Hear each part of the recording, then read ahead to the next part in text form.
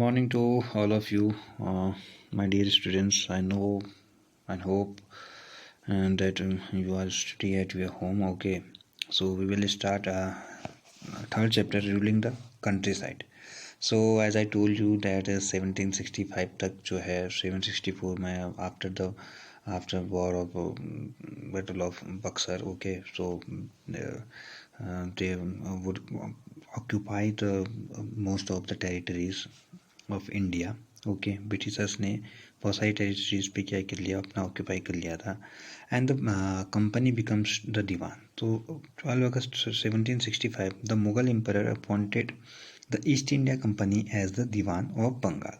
Okay, so 1765 में Mughal emperor ने East India Company को बंगाल का क्या कर दिया, दीवान बना दिया. Okay, so the actual event most probably took place in Robert Clive's tent with a few Englishmen and Indians as witnesses, but in the painting of the event is shown as a majestic occasions, ठीक है, taking place in the grand sitting. The painter was commissioned by Clive to record the memorable event in Clive's life. The grant of Diwani Clare was one such event in British imagination. So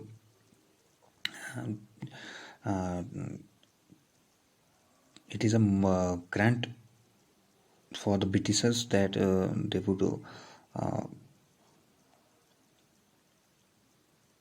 appointed as Diwani in Bengal, or it is a very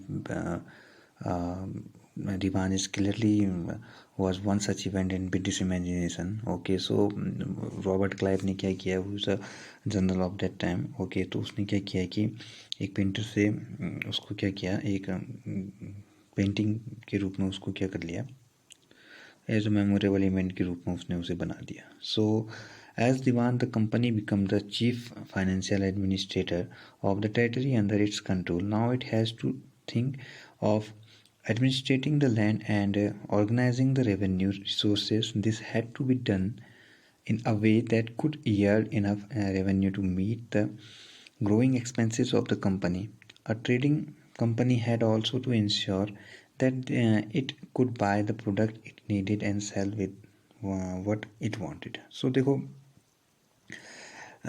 for when they appointed to the Diwani, okay, in Bengal. So as Diwan, the company become a chief financial administrator and they take the जो है अपना वो है governance क्या है वो चला सकते थे, एंड एडमिनिस्ट्रेशन जो है वो बंगाल में कर सकते थे.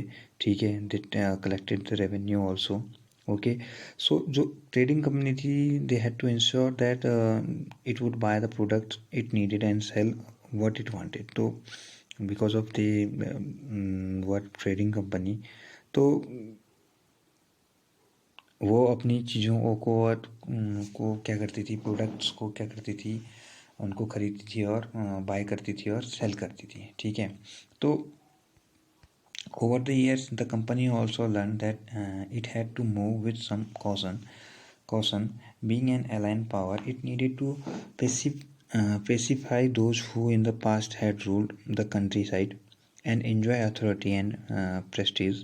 Those who had held local power had to control, but they could not be entirely eliminated. So देखो धीरे धीरे क्या हुआ कि company would understand that we have to be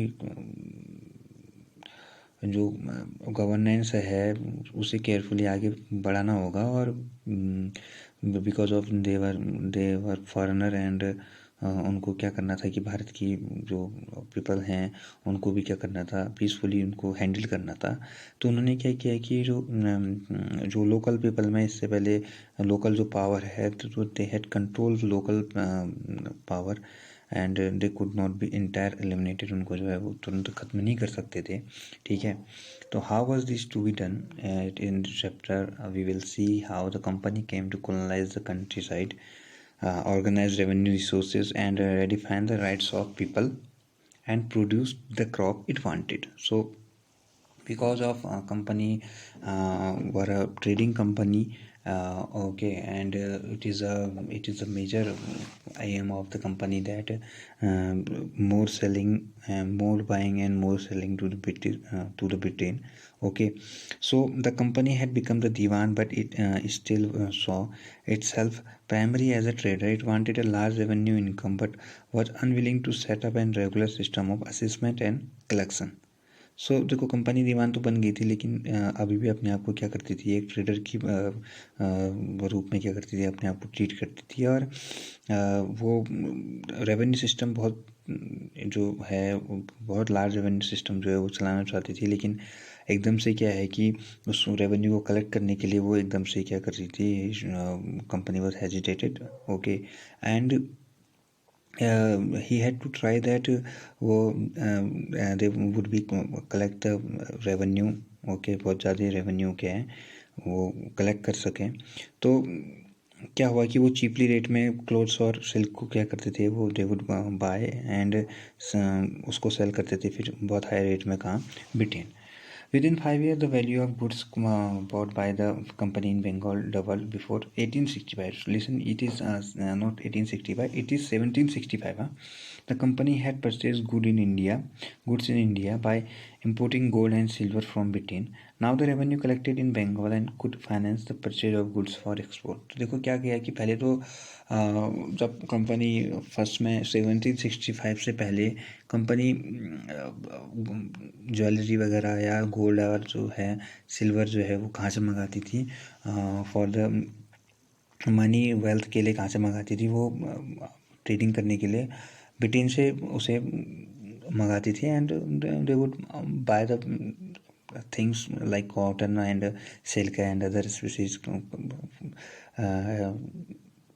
black pepper and cardamom. Okay, तो ये सब क्या करती थी, ब्रिटेन से मंगा के उनको यूज करती थी। बट अब रेवेन्यू सिस्टम देख हैड उनके पास अब रेवेन्यू सिस्टम है, तो उन्होंने क्या करना स्टार्ट कर दिया कि वो जो रेवेन्यू सिस्टम उनके बंगाल में मिला हुआ है उन्हीं को कलेक्ट करके अब वो वहीं से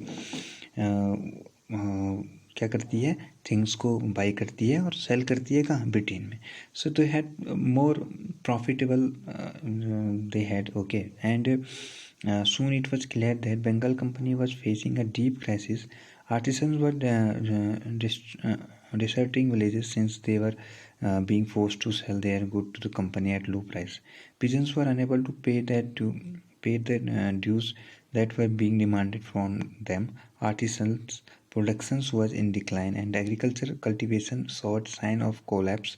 Then 1770 a terrible famine killed 10 million people in Bengal. About 1/3 of the population was wiped out. So देखो उनने क्या करना स्टार्ट करते, बहुत ज़्यादा रेवेन्यू सिस्टम जो है वो लेने लग गए। तो देखो वहाँ पर क्या हुआ, जो पीसेंट्स हैं, जो आर्टिसल्स हैं, जो प्रोडक्शन करते हैं, उनको क्या हो गया, वो कलेप्स हो गए हैं एंड उनका जो सिस्टम है वो क्या है, पूरा क्या है, हिल चुका है। तो इससे क्या है कि 1770 में एक टेरेबल फेमाइन जो है हुआ है, जिसके कारण क्या है कि 10 मिलियन पीपल जो हैं बंगाल में देवर डाइड। ओके, और 1/3 जो पॉपुलेशन है वो लगभग डेथ हो गई थी उनकी।